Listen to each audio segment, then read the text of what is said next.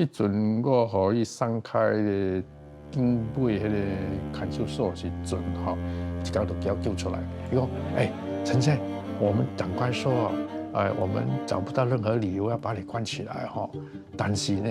你要帮你登记正经吼，希望你甲合作写一个口供。我讲好啊，手内底就摕一个迄个文件哦。伊讲你抄抄咧都好，内底写啥物讲，我伫16岁的时阵，我伫马来西亚参加一个共产党吼，1967年的时阵来到台湾吼，企图用迄个非法的方式来颠覆中华民国政府，而达到左手事情的程度啦。我这个所谓的自白书，就是我的判决的唯一的证据。所以变做公司互人，变做一个共产党，就想起来足什么足荒谬啊！拜六暗时11点，若是思念，就伫公司大舞台。